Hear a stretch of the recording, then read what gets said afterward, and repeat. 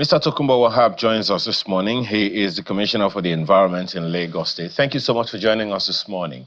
Let me begin, Mr. Wahab, by saying that you have a very unenviable job in Lagos State right now.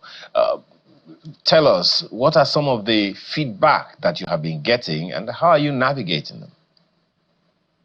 Thank you very much and good morning. And let me start by making some things very obvious.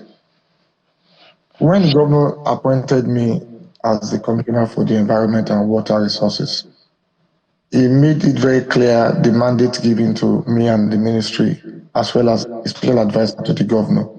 And the mandate was go fix this problem. Lagos, we all know, is a coastal state. And by virtue of the fact that it's a coastal state, with a third of the land being water, 22 million people, our work and our assignment were cut out for us. We have a master plan for drainage in Lagos. The master plan, the first set for the primary drainage system was in the 70s. And between the 85 to date, we've updated our secondary drainage master plan. However, we have situations where citizens choose to willfully do things that will impact the environment negatively. And I will speak to different facts, different situations, and what we have to do. You showed a video of Ikota. Ikota naturally is the outlet that discharges some systems around that area, System 44, System 44A, that's Ogombo, Mobi Road, into the Ikota River, then 156, 157, that's Orchid, and behind the conservation place into the Ikota River, and then from that point it goes straight into the Lagos Lagoon. But when you have human activities that has chosen to obliterate the part of nature, nature naturally will find its way and it will push back. We as a people, we as a government also owe it as a duty to the citizens for the overriding public interest to protect the majority against the few minority that are choosing to put profits over humanity. And what we've chosen to do is, after serving them several contravention notices, bear in mind, most of them don't have the approvals to do most of those things they carried out. The law allows us as a government, as a ministry, to remove, and that's what we had to do at Aura. Aura was so bad that they narrowed down the Ikota channel. And we told these developers from like early this year, what you've done is not sustainable. What we've done is impacting the whole ecosystem, and we may have to remove some of these properties. The same was done at Maryland when some developer did build on the plane for the Yalaru Systems 1. Painfully, we had to do what we had to do, trying to also have a balance. We want housing, but housing, is it at the expense of the whole state, where, because some persons had built up some units, the whole state should now flood. Now, let me now paint also the picture we have as a state. By virtue of the fact that we are a coastal state, we have excessive rainfall due to climate change. We have excessive heat due to climate change. And then we have a tidal lockup when there is sea rise. And when these three elements are in place, there's nothing that can prevent flash flooding. Because the storm water will not be able to discharge. You can hear me. Perhaps one of the yes. Perhaps one of the challenges here. I mean, you talked about a master plan that dates back to the 70s. Yes. The challenge here is how many people are aware. You have said something very important. It's just the interest. Just a second. Now, that some elements, some individuals, go out of their way to do some of these things. Definitely, something that cannot be, accepted. But on the one hand, how many people are aware? On the other hand, when the people in the environment see these things going on and they are not aware, they may not be able to push back in any way, manner, shape, or form, or even call the attention of government to it if they are not aware. Mr. Wahab. Thank you very much. Now, the difference is this. The past few years, there's no master plan that we've carried out without the community buying into it. There's none. All the engagement happens at the community level, statewide. Alimosho, Koshofe, Etiosa, Epe, Badagry, Agege. We engage the community and they take ownership. And that is why, most often than not, we always have them blow the whistle when those things happen. And it behoves government, because for me, if you have laws that provides that some things can't be done, and your law does also attach consequences for bad behavior, it becomes an Obasian state where life becomes nasty, brutish, and short if you fail to uphold your laws and then enforce the consequences attached to it. Whoever asks us is God. You don't have to look at that. You see, it's easier for us to say government is this, government is that. What is the role of citizens themselves? You wake up one day, you know there's a wetland around you, but you're looking at the number of dollars you can make if you convert it into a land by reclamation without approval from states, without EIA, without drainage master plan. Well, you make money and you flood the states. It's interesting. But I apologize. It's interesting that you talk about climate change again. Just over the weekend, I was having conversations with some people in the climate funding space. And the question that I was asking, and I have been asking about climate change, is, again, awareness, particularly in the localities. We speak about climate change all the time. Climate change is affecting people all the time. But again, they are not aware. They don't even understand it. So now, when people see wetlands, they just see a place that that needs to be filled. Someone needs to keep it in the eyes of the people that, look, these are the injuries that we're doing to ourselves. But I expect that is already taken under advisement. Now, there are some other allegations that I'm sure you have have to contend with. One of which is what some people, some media reports are accusing your ministry of what they call selective demolition. There are some demolitions that occurred in a particular space, and then there are some that are even closer to danger, yet they have been excused, so to speak, left out of the demolition space. How do you respond to that? Let me say this, and I've said this severally in the past. The law and me, I don't see race, I don't see tribe, I don't see religion, I don't see your creed nor your color when it comes to doing the job and enforcing the law. Last weekend, we were on the Lekki corridor, and we had to make a very firm decision after serving several notices. We've done our draw shot and we've done our analysis. Those guys selling under the power line had to move. Most of them were Yoruba boys from my own tribe. And I laugh when they say, oh, it's being tribalistic. Those doing it are just dog whistling, and they know why they are doing it for political gains, and we know them. But we don't want to dignify them. The estate at Ikota is owned by a Yoruba man. The one we removed at Maryland, Mende Villa, owned by a Yoruba man. But when it's not in favor of some persons, they call their big masquerade to come to Lagos to start grandstanding politically. It doesn't add up for me. It doesn't. So if the flood starts, are you going to tell me that flood will distinguish between the Yoruba man's property or the Hausa man's property, or the Idoma man's property, or the Efik man's property? No, nature doesn't work that way. Nature doesn't work that way.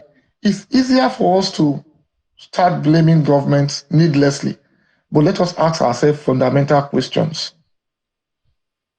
What are we not doing right? For every action, there are always reactions. Yeah. So what are you doing to nature that nature is pushing back on? No. There are some that are unavoidable, for God's sake. And like you said, with respect to the climate change narrative, if some of the biggest countries in the world, the biggest democracy in the world, the president throws it out and says he doesn't believe in climate change, does it take away the fact that climate change narratives are real? It doesn't. We have to just own it.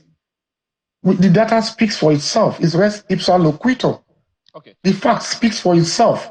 Mr. Wahab, there's there was a reason, we had reason to engage some people from a particular locality around that same Lekki axis. And one of the things that they're saying is that, look, the climate change is eating them up, and some of them they just have to leave their environment, and there is nothing that can be done unless, the government comes to intervene on their behalf. I don't know if you are aware of those localities that are really close to the water, and the ocean is eating up their space. And the pictures that we saw, they have a most uninhabitable environment that we saw those people living in. Are you aware of that? Now, let me tell you, yes, I'm aware, and it's quite unfortunate. Thankfully, the governor had stepped in and is trying to do and get some intervention from the federal government. If you know what happened around Victoria Island years back with Babish, and this is something people don't talk about most often. The Babish story tells you a story of Lagos and how Lagos is trying to help save those communities. Babish was almost wiping out the whole of Victoria Island. It has eaten Ahmadu Bello away until the then governor, who is now the president, His Excellency President Bola Ahmed Tinubu, chose to use science and data to solve what had become a perennial challenge for the state and the federal government then. And today we have the Great Wall of Lagos. The Great Wall of Lagos had also thrown up the biggest real estate infrastructure in the whole of sub-Saharan Africa. That's the Eco-Atlantic. That Great Wall, if you notice, is going down that corridor. Now, there's a coastal road. The coastal road also will have a wall by the side of it. So that will also go a long way to save those communities like those around the Okun-Aja axis. But it speaks to one thing. It speaks to the fact that climate change is real. We may choose to play the ostrich, but we can't run away from the consequences of climate change. Right, so as the government, what has Governor Sanwo-Olu done differently is providing resilient infrastructures statewide to mitigate the impact of climate change on us as a state. Okay. And you've said something very critical. We also need to keep ramping up the advocacy and the messaging, because that matters a lot in things like this. Okay. And let people know this. Nobody chooses to remove a contravention because it belongs to somebody from a tribe. It doesn't work that way in Lagos State. Lagos is too cosmopolitan. Mr. Wahab, just something that I know that I have a feeling that somewhere, even though you are enforcing the law, taking extremely difficult decisions, the human in you will still look at some of the losses that occur from time to time. If you would put a figure to it, if you can put a figure to it, how much would you say people have lost to illegal infrastructure that they put up here and there in different parts of the state? In fairness, I wouldn't be able to speak to that.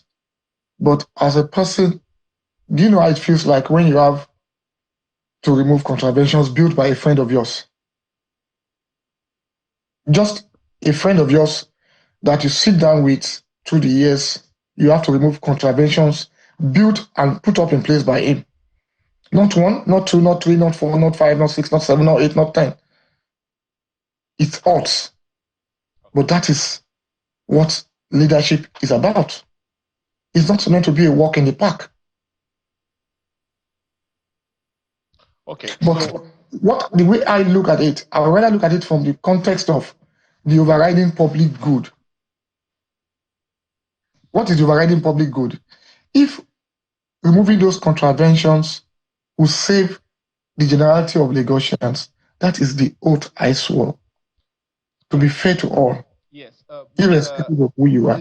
Mr. Wahab, I'd like you to listen to, just before I let you go, I'd like you to listen to a real estate consultant who may express some thoughts that, the experts like you and giving some of the issues, the decisions that you have to take that you might find interesting. Henry Buluafo is here with me in the studio. He is a real estate consultant. He's MD and CEO of Henry Montego. Thanks for joining us this morning. Thank you. This must be difficult times. I really got to be honest with you, even though he's doing a job and he's definitely not some people's favorite right now. But, you know, what are your thoughts, particularly on the losses, if you would aggregate a figure? And I know, I mean, he spoke to how difficult these decisions must be, but if you would put a figure to it, can you hazard a guess? Well, thank you, and thank you, my brother, Honorable, for doing a great job and trying to bring the Lagos mega city vision, right? And to answer to your question, it's difficult to put a figure to it, right? But there is something that is of a concern, right? We are a growing economy that need investors, foreign investors, right? So we need that encouragement to encourage foreign investors, you know, to build that confidence, right? So for me, I am looking more, you know, government to look on the other direction of prevention, you know, to build a strong system, structure that will bring prevention. Okay.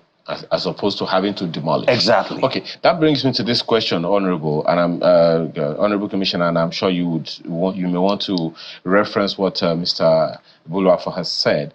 There is a question around identifying the criteria for encroaching structures. Some are wondering, we don't even know how, you know, some of these locations.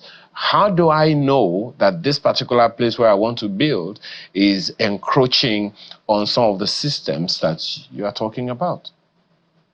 Thank you very much. Let me thank the gentleman in the studio. And I'll start by trying to clarify what he said. You see, it's more like a chicken and the egg theory. Which one comes first? Yes, Lagos is the most hospitable and the most welcoming of all the states. And that is why we are open to business any day, anytime. We welcome investors, but at what expense should this investment be? Would you rather have a foreign investor come into a state and misled into investing in an area that he should not even have invested his money in? That's the question we should ask ourselves. It's very easy to start. Now I'm coming to you, Ayo. It's very easy to start your due diligence before you do your investment. That's the way it's done all over the world. Go to the Ministry of Lands and Urban Development. Do your search. If the title is clean, go to the EGIS portal of Lagos State. Let them do the chatting for you. Go to the Ministry of Survey. These are steps that will be documented and receipted. Survey would show you, that's the most critical thing, where the land you're seeking to invest is located. Oh, is it on a drainage alignment? They will let you know. Is it on a primary or a secondary alignment? They will let you know. Now, the mischievous part of it, and let me also say this for the public, is that these individuals, over time, they know. For instance, the one around Orchid, they knew there's a stream, and that stream passed behind the conservation at Lekki. What they did was to obliterate totally the stream. However, Google Footprints will show you, if you just Google it, 10 years ago, what was the state of this place? And what happened 4 years down the road? They filled it up, reclaimed it, without the right documents from government. Oh, they'll tell you I have a C of O. A C of O just grants you title. However, within your title, the survey will show you where the natural part of the water should be. But because of their own pecuniary gains, they choose to put their private personal and pocket interest over that of the states and of the generality of the people. So we now have a choice to make. This area gets flooded every year. Tens and tens or hundreds of houses get submerged every year. Also bearing in mind climate challenges, what do we have to do? Should we let those developers run away with the bad behavior, or should we attach consequences for the bad behavior by enforcing the laws? If you don't have a law, it's a different kettle of fish. But when you have a law and the law provides for the consequences by saying, remove these contraventions, restore this right of way, and that's what we've chosen to do. It's a difficult job, Mr. Wahab. One cannot remonstrate that at all. We will definitely keep tabs with you and ensure that the right thing is done, particularly ensuring that the communication space is always kept open so that your good intentions are not, as the Holy Writ says, evil spoken of. Thank you so much for your time this morning. Tokunbo Wahab is Commissioner for the Environment in Lagos. We sincerely appreciate your time this morning. Now, so, Mr. Bulafo, what are the gaps you have seen that need to be closed in this conversation? I have seen a communication gap. I don't know if you agree. Yes, I completely agree with you. And it actually starts, I will be speaking from the part as a developer. And when you go to LASPA for your building approval, right? I think from that point is where all this can be corrected. So what I see here is a communication gap, right? Because the LASPA is the ministry that gives the building approval. So all those things that will affect the climate change, I believe, should start from LASPA. But, you know, you also heard the commissioner say that anyone who wants to develop a property or even buy a piece of property should go to the ministry and find out, you know, if this is in the right of way or not in the right of way and all of those things. He also says something that some people actually know, but they choose to contravene it, you know. Yeah, in all honesty, I feel a lot of people are not informed. You know, like I said earlier. When you say they are not informed about what? About those laws. But how about, forgive me for the use of the word, common sense? He just expressed one now that they see the river, but then they still chose to narrow the river in a coastal state.